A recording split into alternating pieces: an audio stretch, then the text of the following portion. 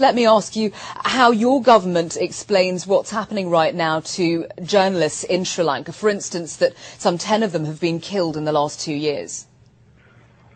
I think the way you are positioning your comment and how you are trying to articulate this in terms of propaganda and news is something that I have to disagree, for the reason that there is no person going missing at the expense of our system here. Everyone has equal protection, and there is rule of law prevailing in Sri Lanka, and there's a very strong independence of the judiciary, and that protects everybody's rights. And I think the comments have been taken out of context here.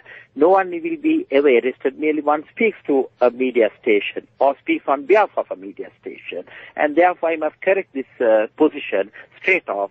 And for the purpose of record, our government is totally conscious of the media freedom, and everyone is extended the protection of the law. Well, sir, I must absolutely, unequivocally disagree with you there. Propaganda has absolutely nothing to do with this. When Siobhan Daniel came onto our air earlier on this week, shortly afterwards, the Defence Minister of Sri Lanka then went on television and said that he was a terrorist and that he should be arrested.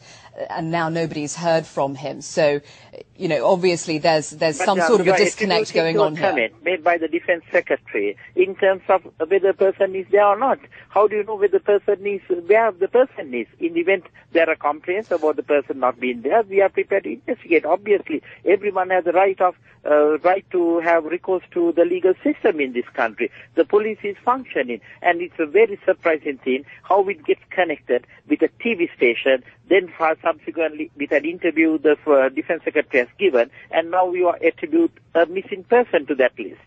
Okay, well, look, let's just get away from that for now, because I don't think we're ever going to agree on that. Let's just talk about the wider picture with what's happening to the media in Sri Lanka. Last night we had former Prime Minister Ranil Wickremesinghe on our air, and he said that there is no press freedom in Sri Lanka, and he also blamed elements in the government for making sure that would stay the case.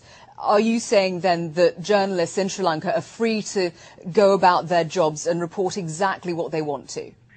If you go through the news media today, in terms of the print and the electronic media, you will have to totally agree with me when I say that everyone has the right of speech and also the right to publish. And this is how Sri Lanka's free media is functioning today. It's a very vibrant arm of our democracy in Sri Lanka. When it comes from opposition voices, obviously there's a divide in the democracy. But sometimes the opposition is not all that responsible with what they try to say to the outside world. That is something very unfortunate. At the same time, every other newspaper, today you can go through all the newspapers that have been printed in Sri Lanka, and the majority are in the private hands, and the free media is very vibrant. And I'm sure that if you go by the substance of what is being said in Sri Lanka by the newspapers and the electronic media, you will agree with me that there's absolutely no hindrance to the free media in Sri Lanka. There have been accusations that that's not the case, and that the government is in fact